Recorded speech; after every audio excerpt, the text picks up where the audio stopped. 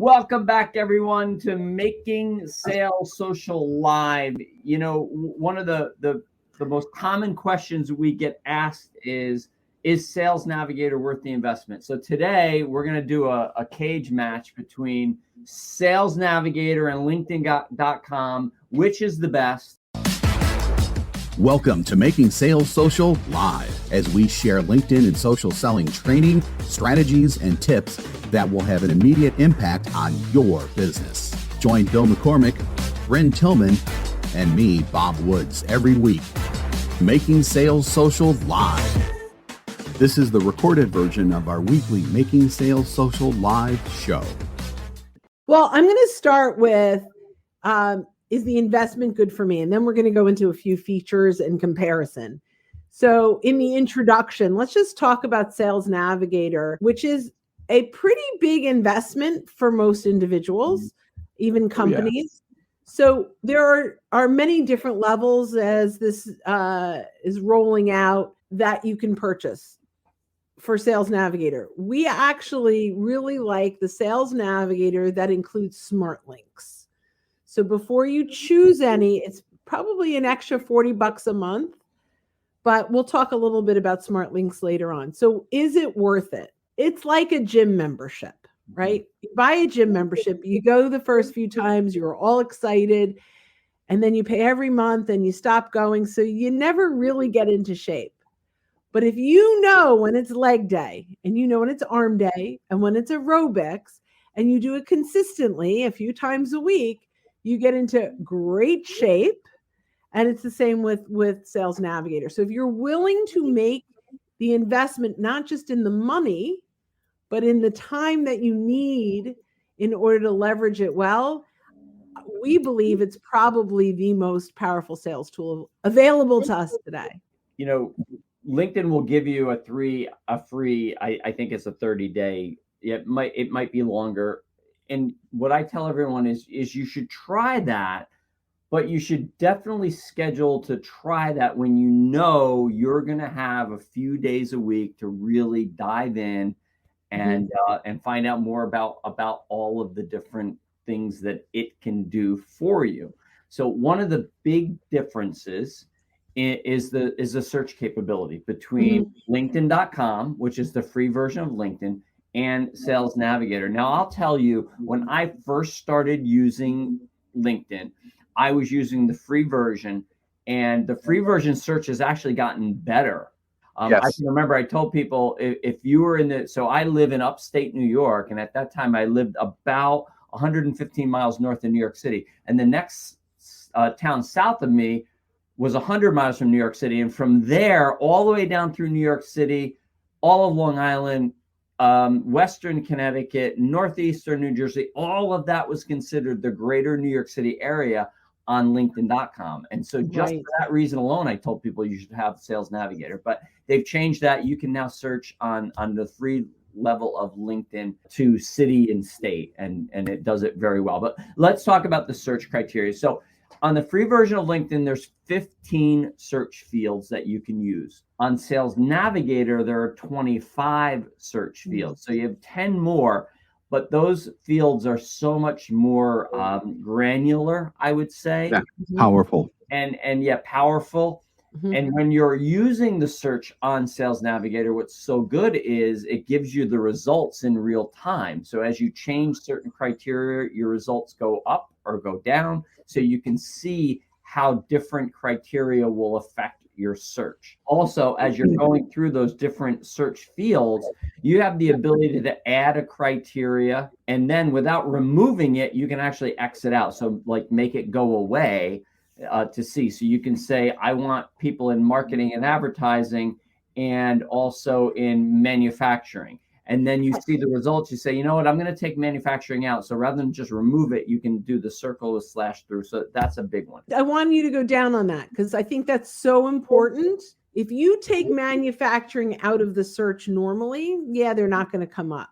But if you use the not symbol, it will consciously take them out of any search. So keep going. I just wanted to make that like that to me. I use it all the time. And especially when you get into titles and you get into functions, there's so many different areas you can use that in all. And I shouldn't say all 25, but most of those 25, you can use that function, that option. Geography is another one. It was, as we said, LinkedIn.com has gotten much better with geography, but with Sales Navigator, you can search by zip code, and not only by zip code, but 10 miles within a zip code, 25 miles circumference in a zip code. Love that. So if you use direct mail, if you're in a territory that's predicated by zip code, that's a huge function for you.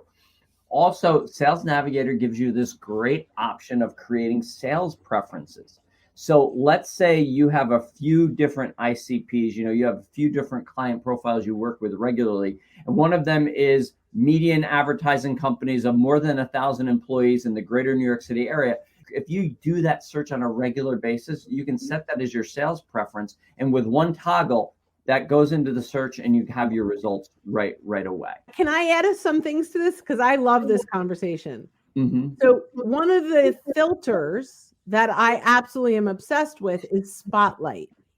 So when you are searching leads, you can search for people. Change jobs in the last 90 days, was mentioned in the news in the last 30 days, posted on LinkedIn in the last 30 days, and a few other things like following your company or shared experiences.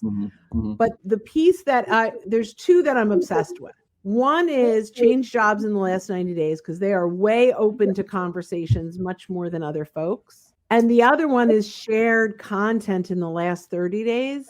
They're active on LinkedIn. Right. You can reach them. And ones that I love is when you're looking at certain level, like say C-level, you can look for those that have been in the position for more than 10 years, but at their company only 90 days or a year. I love that.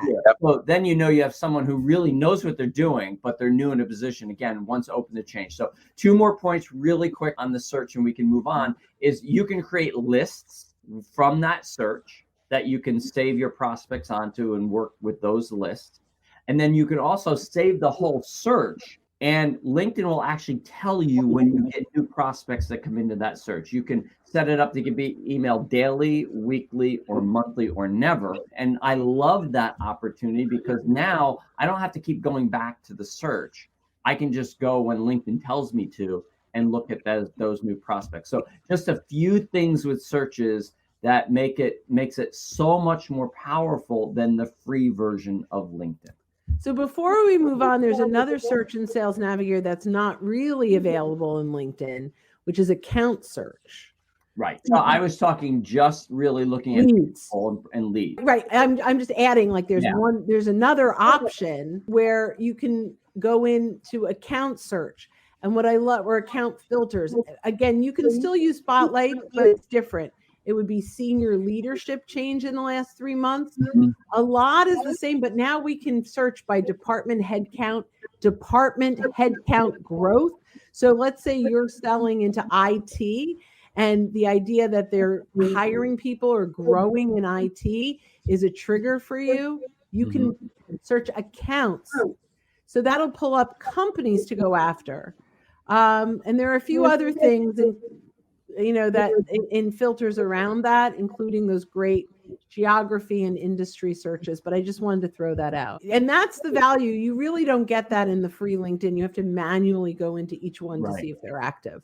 So, and that also just catches the people who are posting. You do have people on LinkedIn who are lurkers essentially. So always keep that in mind as well. They may never post, but they are on LinkedIn as well. But you have obviously have a much greater chance of getting with someone who has posted on LinkedIn than someone that you don't know if they're on LinkedIn.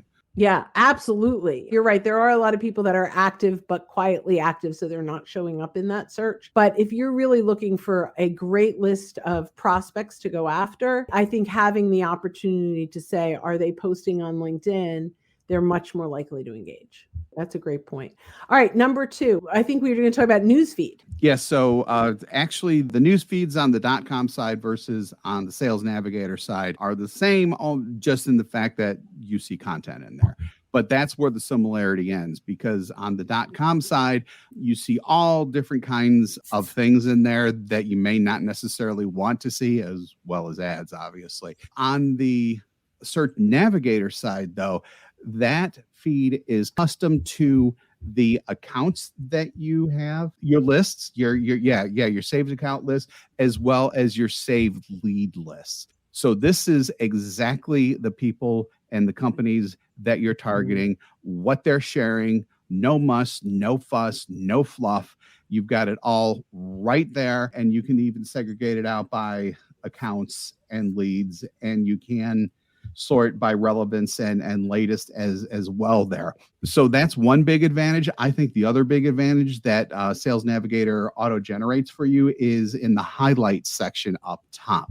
So I'm looking at mine right now, and I have Nestle as one of my account leads, and it just says Nestle's activity has been trending, is being mentioned in the news more than usual. And then you can click through and discover what's happening there, and that could be a potential trigger for you to reach out to someone at Nestle, or to, if you have first degrees there already, or it's a reason to potentially reach out to someone to connect there at Nestle in the roles that you have identified that you want to reach out to at these companies. So I love that. Yeah, we can set priorities too on LinkedIn, not on Sales Navigator, that you can't do on LinkedIn.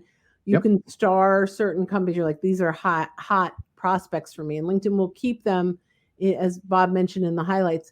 The other thing you can do in the sort is by activity. So in leads, you can sort by if they've been mentioned in the news, if they have a career change. So you can go to your news feed. I just want you guys to imagine this. You go to your news feed. 95% of what's in the news feed is relevant to you, because, to Bob's point, you saved those accounts, you saved those leads. Now we go to the filter change jobs, career changes. When we click on that, that whole feed now is only the people and companies that have had changed careers that you've saved.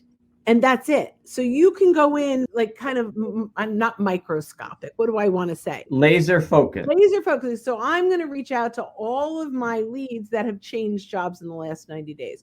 Or you can choose that have shared content, right? That are actively sharing content.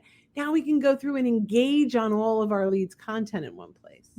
Did you want to add to that, Bill? I was going to add what you said. It really allows us to hyper focus. And to Bryn's point earlier, when she talked about knowing, you have the time to spend. This is like the leg day and the arm day. So this is today I'm going to go on and I'm going to work on these leads. And rather than hunting and pecking like you would have to do on regular LinkedIn, you can just set it to that. And you can work on that lead list, and you can work on and look and see who is active on LinkedIn, what content have they put out, who can I engage with, who can I send a message to. It makes it work much quicker for you, and you're not lost in the LinkedIn land of random acts, rabbit hole. Social. So love that feature. So the last one we're going to talk about is the company page differences, which I personally think are fabulous.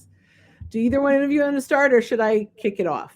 I guess probably the only thing that I would like to say is the company pages on the .com side are kind of developed more by the company, whereas on the Sales Navigator side, you get so much more information that doesn't come from the company. It comes from LinkedIn and its research and everything else.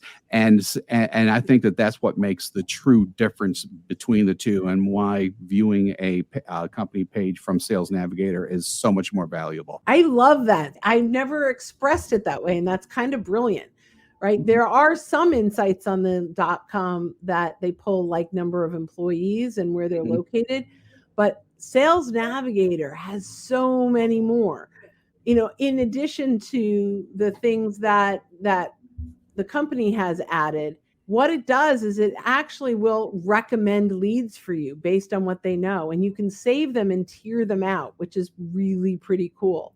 On the LinkedIn company page, on LinkedIn pages, they don't necessarily have this, is all the alerts that you would have found are in one place. So let's say let's go back to the Nestle example that Bob was talking about. So, I'm high on Nestle.